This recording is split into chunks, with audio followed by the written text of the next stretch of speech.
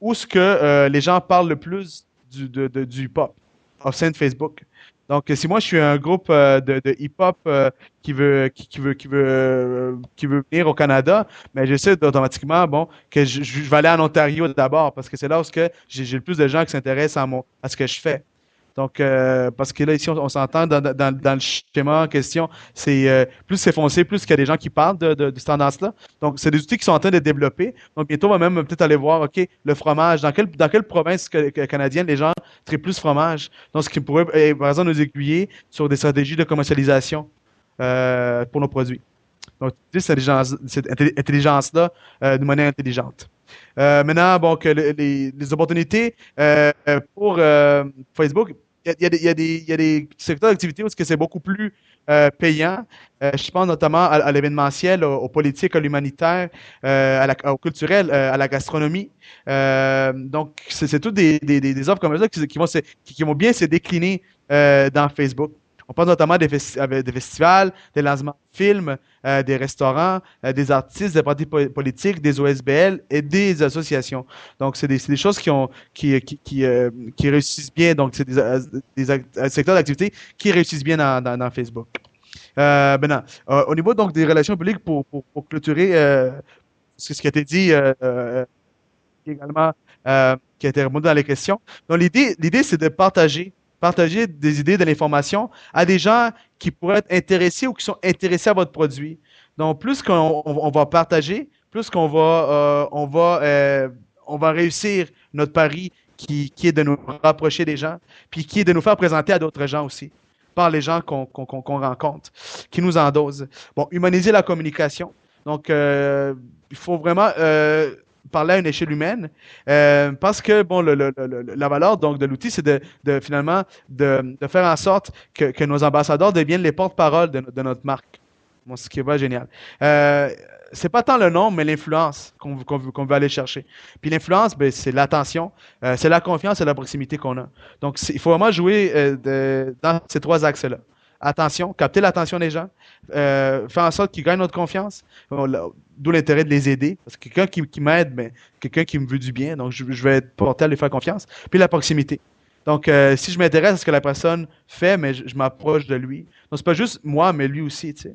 Donc, voilà. L'influence, la segmentation aussi. Donc, dans tout ça, c'est de comprendre que c'est des tribus puis chaque tribu a ses intérêts, ses intérêts, son langage. Donc, essayer vraiment de segmenter nos communications, de les personnaliser pour qu'elles performent bien auprès de chaque segment. Donc, même dans Facebook, il y a manière de segmenter nos amis. Donc, par exemple, ça, c'est nos amis qui sont très proches de nous, qui vont nous endosser coûte que coûte tout le temps. Ça, c'est des gens qui sont plus au niveau des affaires. Ça, c'est par exemple des gens qui sont des gens leur métier, c'est de générer l'influence. Donc, ça peut être de notre segmentation. Donc, vraiment segmenter le plus possible pour que lorsqu'il vient le temps de faire des relations publiques, déjà avoir ça de fait. Voilà. Puis réseauter. Donc, réseauter, c'est vital quand tu es dans Facebook.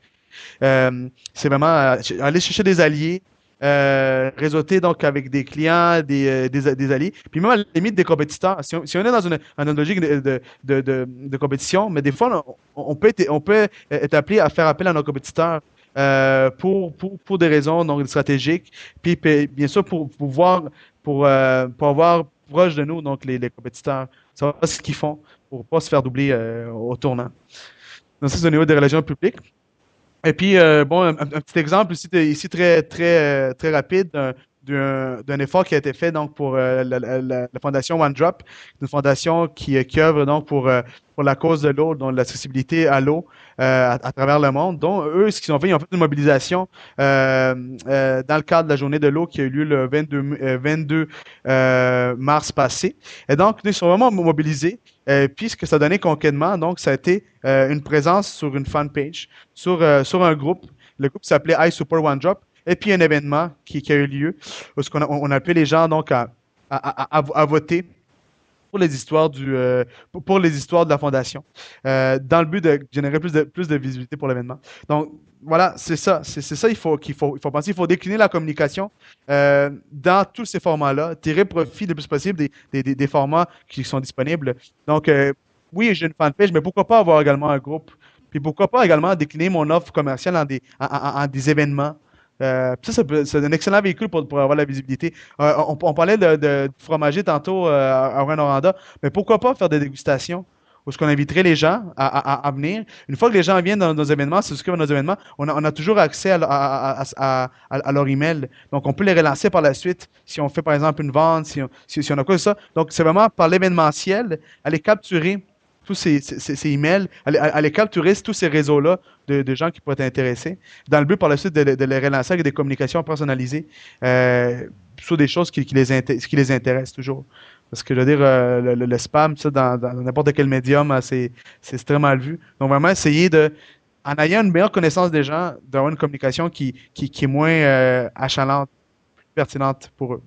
Donc, ça vient un peu finaliser